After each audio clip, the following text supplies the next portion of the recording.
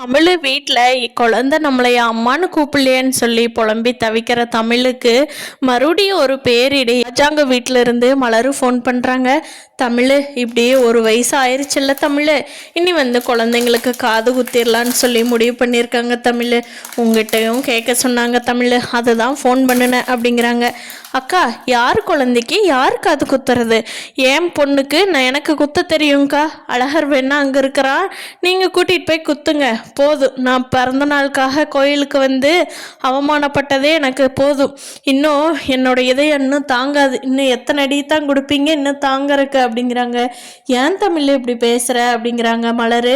பின்ன என்னக்கா, ஒரு பெத்த தாய் உயிரோடு இருக்கிறப்போ ஒரு குழந்தை இன்னொருத்தியை பார்த்து அம்மான்னு கூப்பிடுறது யாரால தாங்கிக்க முடியும்? நீங்களே சொல்லுங்க, இது நியாயமா? இப்படிதான் சொல்லி கொடுத்து வளர்த்துவீங்களா குழந்தைய? அதே என் பொண்ணு பார்த்தீங்களா, பார்த்த உடனே தன்னோட அப்பாவை தான் அப்பான்னு கூப்பிடுது. ஆனால் பையனுக்கு என்ன சொல்லி கொடுத்து வளர்த்துருக்கீங்க? ஐஸ்வர்யாவை தான் அம்மா அம்மான்னு கூப்பிடுது. பெத்தவங்க உயிரே போயிரும் போல இருக்குது அப்படின்னு சொல்லி தமிழ் சொல்லவும் மலருக்கு என்ன பேசுறதுனே தெரியல. தமிழ், என்னை மன்னிச்சிரு தமிழ். இனிமேல் நான் அழகர்கிட்ட உன் ஃபோட்டோவை காட்டியே சொல்லி கொடுக்குற தமிழ். அப்போ ஐஸ்வர்யாவே கூட வச்சிருக்கிறதுனால அவள் அம்மானு கூப்பிடு அம்மானு கூப்பிடுன்னு சொல்லி பணக்குனதுனால அழகர் அப்படி பழகிட்டான் தமிழ். இனிமேல் நான் குழந்தைக்கு சொல்லி கொடுக்குற தமிழ், தப்பாக எடுத்துக்காத தமிழ் அப்படின்னு சொல்லி மலர் சொல்லவும், அக்கா ஃபோனை வைங்கக்கா, என்னை இரிட்டேட் பண்ணாதீங்க அப்படின்னு சொல்லிடுறாங்க தமிழ். அப்போ மலர் போய் ராஜாங்கத்துக்கிட்ட சொல்கிறாங்க. அப்போ அங்கே இருக்கிறவங்க எல்லாருமே, இப்படியா சொன்னா தமிழ், பாத்தியா அப்படின்னு சொல்லி ஈஸ்வரியும் சித்ராவும் ஏற்றி விட்டுக்கிட்டு இருக்காங்க. பாரு, அவள் குழந்தைங்களுக்கு தானே மொட்டை அடிக்கலான்னு சொன்னோம், 2 குழந்தைங்களுக்கும் ஒன்றா அடிக்கலான்னு சொன்னோம். இதில் என்ன தப்பு கண்டுபிடிச்சிட்டா அவள்? எது எடுத்தாலும் அவள் வேண்டான்னு சொல்கிறதே வேலையை வச்சிருக்கிறா. இந்த வீட்டு மருமகளா ஆத்மார்த்தமாக இருந்தால் தானே அவளுக்கு அந்த நினப்பெல்லாம் வரும். அவள் தான் எங்கேயோ இருக்கிற விளையாட்டு இருக்காளே. குழந்தை தான் சேதுவோட குழந்தைன்னு பேர், ஆனால் சேதுவுக்கு எந்த உரிமையும் கொடுக்க மாட்டேங்கிறா. எப்போ பாரு அவள் சொல்கிறதான் கேட்குற மாதிரியே இருக்குது. அவள் வேண்டான்னு சொன்னால் நிறுத்தணுமா, சரின்னு சொன்னால் செய்யணுமா? என்ன மாமா இது? இப்படியெல்லாம் அவள் பேச்சை கேட்டுக்கிட்டு ஆடக்கூடாது அப்படின்னு சொல்லி ஈஸ்வரி சொல்லவும் ராஜாங்கத்துக்கு பயங்கரமாக கோவம் வந்துடுது. ஏய் ஈஸ்வரி, அமைதியாரு, அவளும் குழந்தைய பெத்தவ தானே, அவளுக்கு இல்லாத உரிமையாக நமக்கு இருக்குது அப்படிங்கிறாங்க. ஏமாமா, சேதுவுக்கு இல்லையா? சேது குழந்தையோட அப்பன் தானே அப்படிங்கிறாங்க. யாராக இருந்தாலும் பெத்தவளுக்கு அப்புறம் தான் எல்லாருமே. சரியா, இந்த பேச்சை இதோட விடுங்க, கொஞ்சம் பொறுமையாக யோசிச்சே நம்ம முடிவு பண்ணிக்கலாம் அப்படின்னு சொல்லி ராஜாங்கம் சொல்கிறாங்க. அப்போது அங்கிருந்தவங்க எல்லாருமே யோசனை பண்ணி பார்த்துட்டு சேது சொல்கிறான், இல்லைப்பா, நம்ம அழகருக்கு காது குத்து வச்சிடலாம். அப்புறமா மீனாட்சிக்கு தமிழோட இஷ்டப்படியே தமிழ் செய்யட்டும். அப்படி இல்லைன்னா தமிழ் இங்கே வர்றப்போ மீனாட்சிகிட்ட கேட்டுட்டு நம்ம செஞ்சுக்குவோம். அழகருக்கு நம்ம பண்ணிக்கலாம்ப்பா அப்படிங்கிறாங்க. ஏப்பா அப்படியா சொல்கிற அப்படிங்கிறாங்க.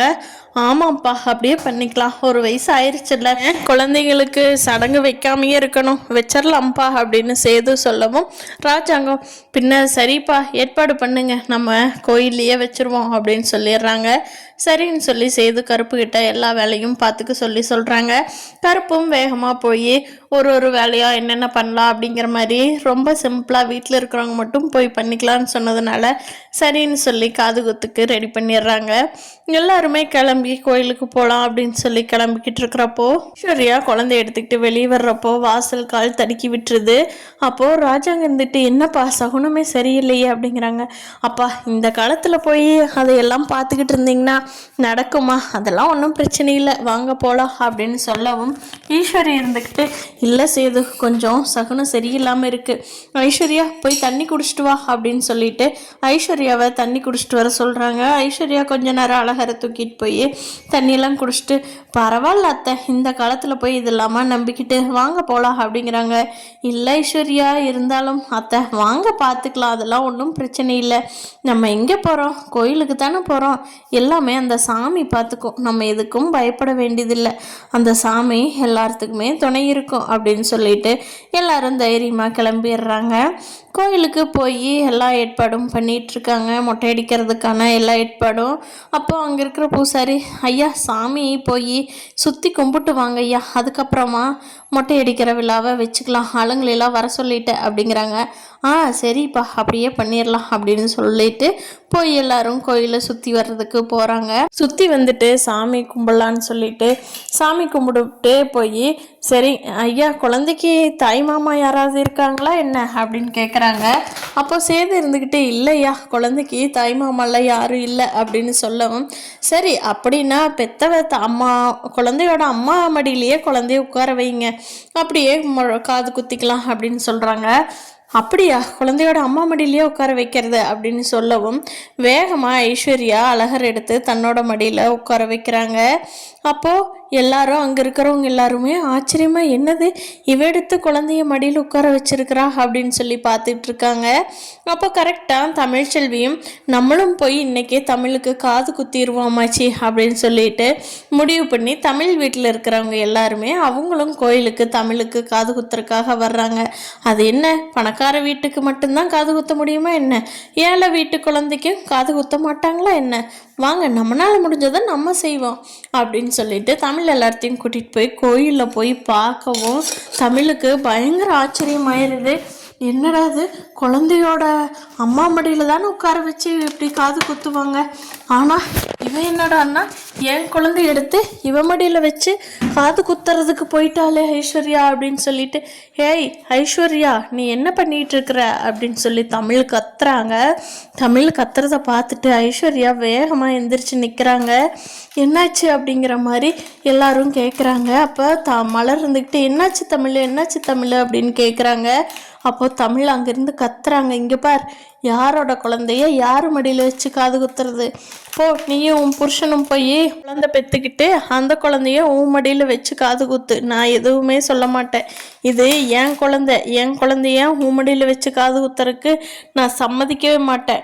உங்களுக்கெல்லாம் என் குழந்தை அங்கே வச்சிருக்க விளையாட்டு பொம்மையாக தெரியுதில்ல, ஒருத்தருக்குமே உணர்ச்சி பூர்வமாக ஒன்றுமே தெரியலையில, எங்கள் 10 மாதம் இந்த வயிற்றில் பெற்ற குழந்தைய அசால்ட்டாக தூக்கி அவகிட்ட கொடுத்துட்டு சீர் செய்கிறீங்கள, நீங்களா ஒரு பெரிய மனுஷனா, ஊர் உலகத்துக்கெல்லாம் நியாயம் பேசுகிறவங்களா நீங்களா, இப்படி தான் உங்கள் நியாயம் இருக்குமா, சை உங்கள் ஊருக்கு ஒரு நியாயம் உங்கள் வீட்டுக்கு ஒரு நியாயமா, உங்கள் வீட்டுக்கு வந்த பொண்ணுக்கு இப்படி தான் நியாயம் பேசி விடுவீங்களா அப்படின்னு சொல்லி தமிழ் பயங்கர கோபத்தோட கத்தவும் வேகமாக எந்திரிச்சு ஐஸ்வர்யா குழந்தைய டக்குன்னு சேது வாங்கிக்கிறாங்க.